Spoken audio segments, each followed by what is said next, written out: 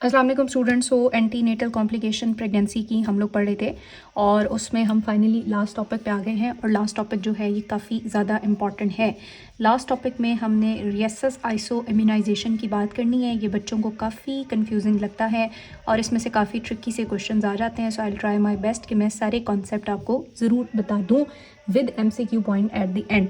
सो हम स्टार्ट करते हैं कि रियसस आइसो इम्यूनाइजेशन का क्या कॉन्सेप्ट है और प्रेगनेंसी में ये क्यों इम्पॉर्टेंट है। थोड़ा सा मैं समझाने की कोशिश करती हूँ। थोड़ा आप लोगों को ऑलरेडी पता होगा कि हमारे जो ब्लड ग्रुप्स हैं, ठीक है, इन ब्लड ग्रुप्स को दो तरीके से क्लासिफाई किया जाता है। एक क्लासिफिकेशन होती है A blood group, B blood group, ठीक है, और ओ ब्लड ग्रुप, और इसी तरह ए बी को कंबाइन करके ए बी ब्लड ग्रुप, ऐसा ही है। और एक तो यानी कि हम कह सकते हैं कि ए बी ओ कंपैटिबिलिटी या ब्लड ग्रुपिंग होती है। यहीं पे अगर नंबर 2 हम लोग बात करें तो रियसस क्लासिफिकेशन भी होती है, जिसकी बेस पे हम डिक्लेयर करते हैं कि ए पॉजिटिव है या ए नेगेटिव है। इसी तरह बी पॉजिटिव है या बी नेगेटिव है, O positive, O negative, A B positive, A B negative. अब ये जो पॉजिटिव और नेगेटिव का कॉन्सेप्ट है ये डिपेंड करता है एक सेकेंड सिस्टम के ऊपर, विच इज़ रियसस सिस्टम। और इस रियसस सिस्टम के अंदर बेसिकली 3 एंटीजन्स का जिक्र होता है, सी एंटीजन, डी एंटीजन या ई एंटीजन। अगर ये है तो पॉजिटिव है, अगर नहीं है तो नेगेटिव है। अब प्रीवियसली आपको याद होगा कि सी और सी होता है, डी का कोई छोटा कंपोनेंट हमने नहीं देखा, और ई भी हो सकता है। अगर तो ये मौजूद है या ये मौजूद है तो फिर हम कहते हैं नेगेटिव है। अगर ये सी होगा या ई होगा या डी बजाते खुद होगा तो फिर वो ब्लड ग्रुप पॉजिटिव होगा। अब ये पॉजिटिविटी नेगेटिविटी जो कि प्रीवियस कॉन्सेप्ट है, यहाँ प्रेगनेंसी में ऑब्स में हमें ये क्यों करना पड़ रहा है, इसकी क्या इंपॉर्टेंस है। अब बेटे इस ब्लड ग्रुप की, और वो भी स्पेशली जो आपका रियसस ब्लड ग्रुप है, इसकी इंपॉर्टेंस आपने यहाँ पे समझनी है। यही आपका सारे का सारा कोर कॉन्सेप्ट है। अब क्या कोर कॉन्सेप्ट है कि होता ये है कि जब स्पेशली जो फादर है ना, वो फादर क्या होगा, पॉजिटिव होगा, ठीक है। लेट्स सपोज फादर जो है वो ए पॉजिटिव है, इसका मतलब है उसके पास सी या चलो डी, चूँकि ज़्यादा कॉमन है तो हम कहते हैं कि डी एंटीजन, ये बेसिकली क्या है, एंटीजन है, ठीक है। तो फादर के पास तो डी एंटीजन थी, ठीक है। अब यहाँ पे हम लोग बात कर लेते हैं मदर के बारे में, ठीक है। सो मदर का जो ब्लड ग्रुप है वो है ए नेगेटिव या ओ नेगेटिव या ए बी नेगेटिव या बी नेगेटिव, कोई भी है, ठीक है। मदर का तो नेगेटिव हो गया, इसका मतलब है मदर के पास ये डी एंटीजन जो है वो नहीं है। सो मदर की बॉडी इस एंटीजन को नहीं पहचानती। इन फ्यूचर मदर की बॉडी जब भी इस एंटीजन से एक्सपोज होगी वो इसके अगेंस्ट एंटीबॉडी ज़रूर बनाएगी, ठीक है। अब अगर इन दोनों की मीटिंग होती है और लेट्स सपोज कि ये हमारे पास जो है ना मदर है, ठीक है, को मेरी ड्राइंग इतनी अच्छी नहीं है, आप लोगों को पता ही है। लेट्स सपोज कि ये मदर है और ये मदर जो है वो क्या है, ये तो हमने कह दिया कि नेगेटिव है, खुद बजाते खुद ये क्या है, नेगेटिव है। लेकिन इसकी शादी जो है वो एक पॉजिटिव फादर से हुई, इसलिए उसने जो बेबी कंसीव किया वो बेबी जो है वो अनफॉर्चुनेटली पॉजिटिव है, ठीक है। अब माँ का ब्लड ग्रुप नेगेटिव है लेकिन बच्चे का जो ब्लड ग्रुप है वो पॉजिटिव है। अब मसला ये होगा कि ड्यू टू एनी रीज़न उसने कोई हैवी चीज़ उठाई, ब्लीडिंग हुई, या बहुत सारे वो हो सकते हैं मिसहैप, बात करेंगे हम उनकी। तो जब भी ब्लीडिंग होगी तो यानी बच्चे का जो ब्लड है वो माँ के ब्लड में मिक्स होगा, ठीक है। तो मसला ये होगा कि माँ तो नेगेटिव थी, बच्चा चूँकि पॉजिटिव था, और due to any sensitizing events की हम बात करेंगे, ब्लड मिक्सिंग हुई है, फीटो मैटरनल हेमरेज हुआ है। अब बच्चे का जो ब्लड माँ के अंदर गया तो माँ के अंदर जो ये डी एंटीजन थी ये चली गई। मदर तो इस डी एंटीजन को वाकिफ़ ही नहीं थी, वो तो नेगेटिव थी। तो मदर की बॉडी क्या करेगी कि इस डी एंटीजन के अगेंस्ट बहुत सारी क्या बना देगी, एंटीबॉडी बना देगी।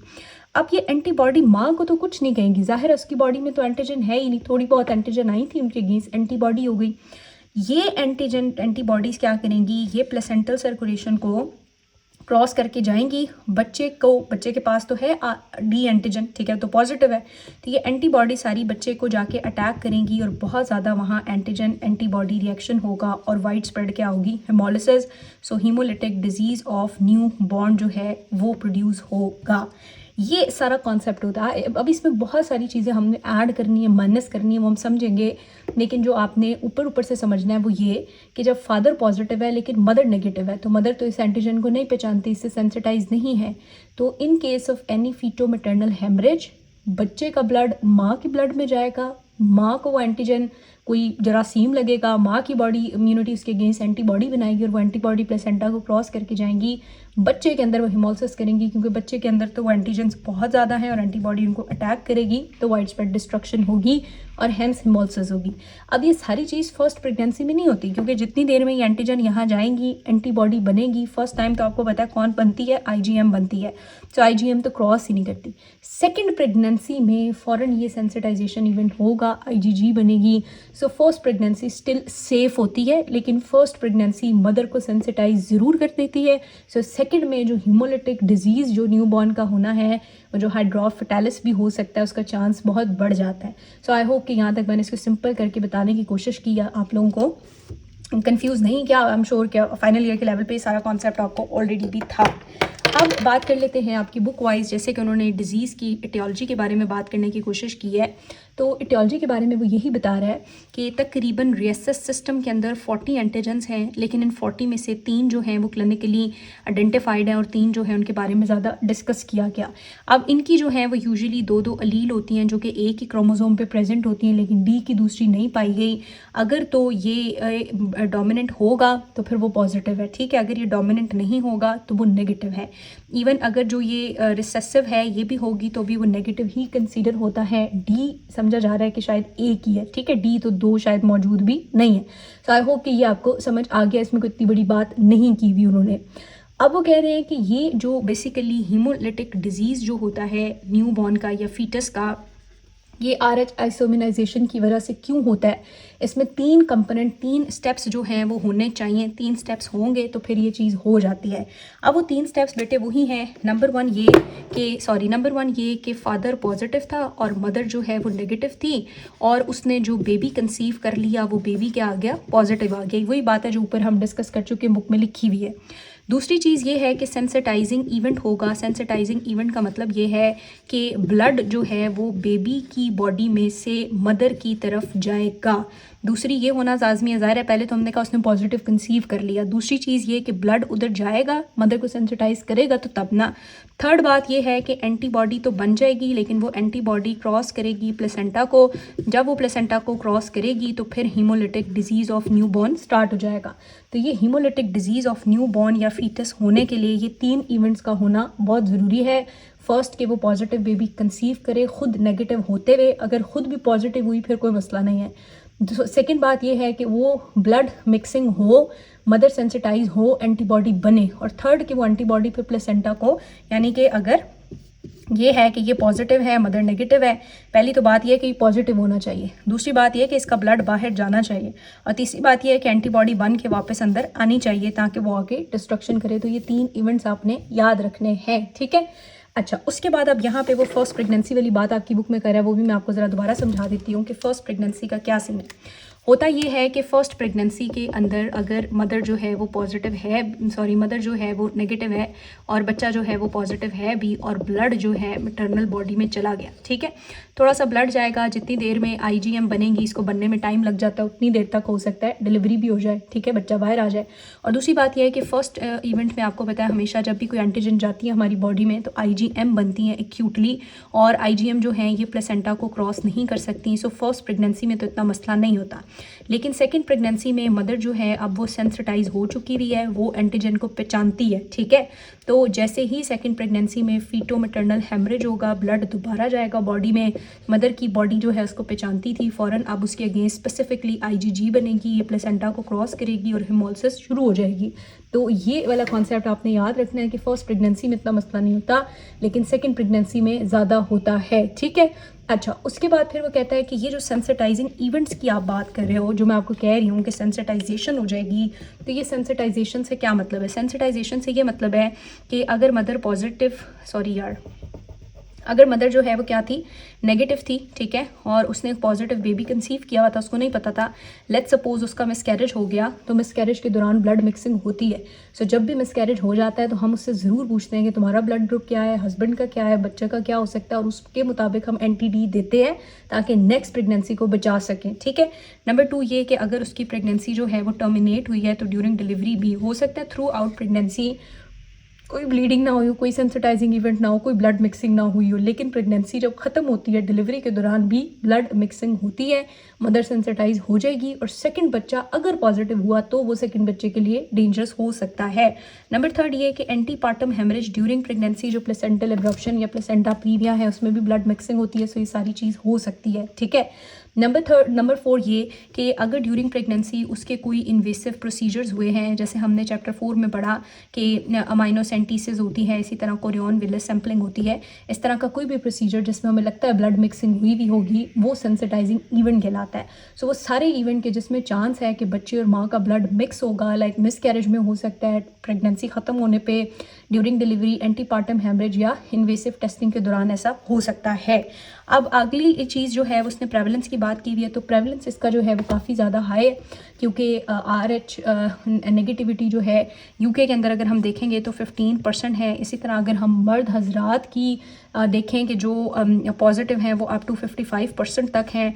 इसका मतलब है 2/3 ऑफ द वुमेन जो हैं वो तकरीबन मदर्स जो है वो नेगेटिव अगर होंगी तो वो प्रॉन होती हैं कि उनमें भी ये सारी चीज़ होगी। यानी ये सारी चीज़ तब होगी, इसलिए कहते हैं शादी से पहले ज़रा ब्लड टेस्ट हो जाने चाहिए, जिसको मायूब समझा जाता है कि अगर सिर्फ आपका हस्बैंड पॉजिटिव है और आप नेगेटिव हो तो आपको बहुत सारी मेजर चीज़ों के थ्रू गुजरना पड़ सकता है ना। इसकी प्रिवेंशन जो है वो बड़ी इंपॉर्टेंट है, इसमें से काफ़ी क्वेश्चन आते हैं, सो मैं आपको बता देती हूँ। बहुत आसान है कि हमने इसको प्रिवेंट किस तरह से करना है। देखो बात ये है कि हमने एक ही बात की ना, हमने कहा कि ये जो है वो बच्चा है, ठीक है, आप यहाँ से समझो, और इस बच्चे की बॉडी में से एंटीजन आ रही है। चलो लेट्स सपोज कि ये एंटीजन है माँ के ब्लड में, ठीक है, ये माँ का ब्लड है, सही है। अब ये एंटीजन जाती है और इम्यून सिस्टम को स्टिमुलेट करती है, और इम्यून सिस्टम लेट्स सपोज ये एंटीबॉडीज़ हैं, ये एंटीबॉडी बनाता है, और ये एंटीबॉडी फिर जो है वो बच्चे की बॉडी में जाती है और डिस्ट्रक्शन करती है ना। हम अगर कुछ ऐसा करें कि हम ये जो इम्यून सिस्टम एक्टिवेट होना और ये एंटीबॉडी बननी है ये ना बनने दें, तो फिर हम इस सिस्टम को रोक सकते हैं, ये ना बनने दें। ये इस तरह से हो सकता है कि अगर तो ये डी एंटीजन है ना जो बच्चे की बॉडी से आई हैं, हम पेशेंट को क्या दे दें, एंटी डी दे दें, तो क्या होगा कि एंटी डी जब पड़ा हुआ होगा, जैसे ये डी एंटीजन आएंगी तो एंटी डी इसको क्या करेगा, न्यूट्रलाइज कर देगा। जब एंटी डी इसको न्यूट्रलाइज करेगा तो ना मटर्नल इम्यून सिस्टम एक्टिवेट होगा, ना एंटीबॉडी बनेगी, ना ये जाएगी और ना डिस्ट्रक्शन होगी। सो एंटी डी देने से क्या हो सकता है कि आप इस सारे स्टेप को फुल स्टॉप लगा सकते हो, आप मदर को सेंसिटाइज होने से बचा सकते हो। सो एंटी डी इम्यूनोग्लोबुलिन जो है वो क्या करेंगी, सर्कुलेटिंग पॉजिटिव डी एंटीजन जो कि बच्चे से आई हैं उनको न्यूट्रलाइज कर देंगी, ठीक है। लेकिन अगर तो ये यहाँ पे आ चुका है, इम्यून सिस्टम एक्टिवेट हो चुका है, फिर इसको देने का कोई फ़ायदा नहीं है।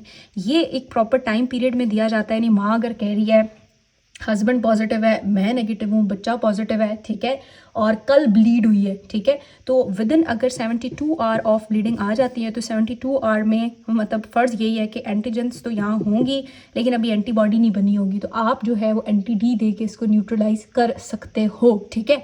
लेकिन अगर एक दफ़ा ये सारा इवेंट स्टार्ट हो चुका हुआ फिर एंटी डी देने का कोई फ़ायदा नहीं, प्लीज़ इस कॉन्सेप्ट को याद रखना। उसके बाद इसके लिए एक टेस्ट होता है जिसको हम कहते हैं क्लेहॉर्ट टेस्ट। क्लेहॉर्ट टेस्ट से हमें ये पता चलता है कि ये कितनी एंटीजन, ठीक है, हमें पता चलता है कि कितनी एंटीजन जो हैं वो फीटस की मैटरनल सर्कुलेशन में आई हैं और उसको न्यूट्रलाइज करने के लिए हमें कितना एंटी डी देना पड़ेगा, ठीक है। क्वेश्चन है ना कि कितना एंटी डी दे मैम तो ये न्यूट्रलाइज हो जाएगा, तो कितना एंटी डी दें वो हमें क्लेहॉर्ट टेस्ट से पता चलता है। सो क्लेहॉर्ट टेस्ट हमें क्या बताता है, अमाउंट के बारे में बताता है कि कितने फीटल सेल्स जो हैं वो मैटरनल ब्लड के अंदर, मैटरनल सैंपल के अंदर प्रेजेंट हैं, ठीक है। सो विद इन 72 आवर्स आपने याद रखना है कि ये बहुत इफेक्टिव है, लेकिन सम टाइम लोग कहते हैं कि अप टू 10 डेज़ भी अगर आप दे दें तो भी ये ठीक है, फ़ायदेमंद है। सो आई होप कि थोड़ा बहुत समझ आ गया होगा, कुछ ना ज़्यादा कंफ्यूजिंग नहीं था या था भी। तो बहरहाल ब्लड ग्रुपिंग है, ये होगा तो मसला सारा क्रिएट होगा। ये 3 इवेंट होना बहुत ज़रूरी है, सेंसिटाइजिंग इवेंट्स का पता हो और न्यूट्रलाइजेशन के लिए बिफोर अभी एंटीबॉडीज़ बनने से पहले या एंटीबॉडी बनने से पहले आप न्यूट्रलाइज कर लोगे तो वो आपके लिए फ़ायदेमंद होगा। अब यहाँ उन्होंने ना प्रेगनेंसी के बारे में बताया हुआ है कि किस ट्राइमेस्टर में आपने कितना देना है। सॉरी ये कोई मुझे लगता है बहुत ही गंदा सा डस्टर ले लिया हमने। 12 उन्होंने बताया हुआ है, वो थोड़ा सा यहाँ पे देख लेते हैं, ठीक है, और बाकी फिर हम ज़रा इसको साफ़ करके नेक्स्ट वीडियो स्टार्ट कर लेंगे। 12 अच्छा, उन्होंने अब ये 2 चीज़ें हैं, एक तो ये कि सेंसिटाइजिंग इवेंट अभी हुआ है लेकिन मदर सेंसिटाइज नहीं हुई, ठीक है, तो सेंसिटाइजिंग इवेंट की क्या मैनेजमेंट है या आपने अलग से पढ़नी है, ठीक है। और नंबर 2 ये है कि अगर मदर सेंसिटाइज हो चुकी है और उसमें रियासिस डिजीज़ जो है वो स्टार्ट हो चुका हुआ है, मदर जो है वो ऑलरेडी क्या है, सेंसिटाइज्ड हो गई है, मदर की बॉडी में एंटीबॉडी बन गई है, तो फिर क्या मैनेजमेंट है। तो अभी पहले मैं आपको बताऊंगी कि सेंसिटाइजिंग इवेंट अगर हो गया, मदर आई है ब्लीडिंग की कंप्लेन के साथ और ब्लड ग्रुपिंग शुपिंग आपको पता है, तो क्या मैनेजमेंट है। अब बात यह है कि अगर तो फर्स्ट ट्राइमेस्टर में हम देखेंगे तो फर्स्ट ट्राइमेस्टर में क्योंकि बच्चा जो है उसका जो ब्लड होता है वो काफ़ी ज़्यादा कम होता है, ठीक है, तो इसमें एंटी डी की प्रोफिलैक्सिस ज़रूरत नहीं है। फर्स्ट ट्राइमेस्टर में आपने सिर्फ एंटी डी तब देना होगा जब ये चीज़ें होंगी। फॉर एग्जांपल क्या चीज़ें होंगी, अगर वो कह रही है कि मेरी पहली प्रेगनेंसी एक टॉपिक प्रेगनेंसी थी, मेरा ब्लड ग्रुप नेगेटिव है, हस्बैंड का पॉजिटिव है, तो येस इस केस में बनती है क्योंकि पॉसिबिलिटी है कि अभी भी बच्चा पॉजिटिव होगा। पहली प्रेगनेंसी जो है वो मोलर प्रेगनेंसी थी, उसमें ब्लड मिक्सिंग हुई भी है, मदर सेंसिटाइज हो चुकी भी होगी, लेकिन इस प्रेगनेंसी पे भी फ़र्क नहीं पड़ा, ठीक है। थेराप्यूटिकली उसकी प्रेगनेंसी जब आपने टर्मिनेट किया उसके बाद आप उसको देते हो, सही है, और उसके बाद अगर आप देखोगे यूट्राइन ब्लीडिंग हुई है तो इन केसेस में आप फर्स्ट ट्राइमेस्टर में एंटी डी दे सकते हो। कितनी देते हो, 250 इंटरनेशनल यूनिट। नॉर्मल प्रेगनेंसी में फर्स्ट ट्राइमेस्टर में ज़रूरत नहीं है अनलेस और अनटिल कि ये इवेंट्स नहीं हुए हैं, ठीक है। उसके बाद सेकेंड ट्राइमेस्टर की अगर हम बात करेंगे तो सेकेंड ट्राइमेस्टर में अगर 12 से 20 वीक्स तक, प्लीज़ ये वैल्यूज़ याद रखना, इसमें से MCQ आते हैं। एक तो आपने 250 इंटरनेशनल यूनिट दे देने हैं और फिर क्लेहॉर टेस्ट करना है, उससे अप्रोप्रिएट पोजीशन पता चलेगी और उस मुताबिक फिर बाकी एंटी डी भी हमें देना होगा। अगर 12 से 20 के बीच में कोई सेंसिटाइजिंग इवेंट हुआ है, सेंसिटाइजिंग इवेंट ये है ब्लड मिक्सिंग है, ब्लीडिंग है, APH है, कुछ भी है, ठीक है। और थर्ड ट्राइमेस्टर की अगर हम बात करें, थर्ड ट्राइमेस्टर यानी 20 वीक्स के बाद कोई इवेंट हुआ है तो 20 वीक्स के बाद आपने मिनिमम 500 इंटरनेशनल यूनिट देने हैं, क्लेहॉर टेस्ट मस्ट करना है, उस मुताबिक फिर मज़ीद डोज भी देनी है। तो ये 3 चीज़ें कि अभी मदर जो है सेंसिटाइजिंग इवेंट हुआ है लेकिन मदर प्रॉपर्ली सेंसिटाइज नहीं हुई है, ठीक है, उसकी बॉडी में एंटी बॉडीज़ अगेंस्ट एंटीजन नहीं बनी, हमें न्यूट्रलाइज करना है। तो फर्स्ट ट्राइमेस्टर में 250, सेकंड में 250 प्लस क्लेहॉर टेस्ट और थर्ड ट्राइमेस्टर में 500 प्लस क्लेहॉर टेस्ट की मदद से मज़ीद भी हम ऐड करेंगे, ठीक है। और उसके बाद वो कहता है कि ड्यूरिंग अगर सेंसिटाइजिंग इवेंट नहीं भी हुआ ना तो भी ड्यूरिंग प्रेगनेंसी कहीं ना कहीं ब्लड की मिक्सिंग हो जाती है। सो ये रूटीन का पार्ट भी है कि 28 वीक्स के ऊपर आप एंटी डी उसको प्रोफिलैक्टिकली दे दो, लाजमी है ये भी MCQ आता है। 28 वीक पे दे दो, एक ही डोज में ज़्यादा अमाउंट दे दो या फिर 2 डोजेस में डिवाइड करके एक 28 वीक पे और एक 34 वीक पे उसको एंटी डी लगाओ। कब, अगर वो खुद पॉजिटिव, हस्बैंड पॉजिटिव है, वो नेगेटिव है और बच्चा पॉजिटिव है और कोई sensitising event through out pregnancy नहीं हुआ, तब भी 28 वीक्स पे भी रिकमेंडेड है 1 डोज या 2 doses, 1 at 28 and 1 at 34 weeks पे आपने देनी है, ठीक है। अब मैं नेक्स्ट वीडियो में आपको बताऊंगी कि अगर तो वो सेंसिटाइज हो चुकी है तो फिर तो एंटी डी देने का तो कोई फ़ायदा नहीं है, फिर हम क्या करेंगे।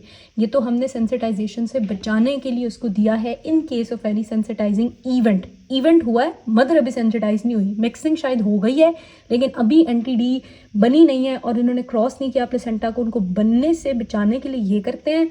अगर वो बन जाएंगी तो फिर हम क्या करेंगे उसकी हम बात नेक्स्ट वीडियो में करते हैं। यहाँ तक कोई कंसर्न या कोई चीज़ समझ ना आई हो तो please do let me know. Thank you.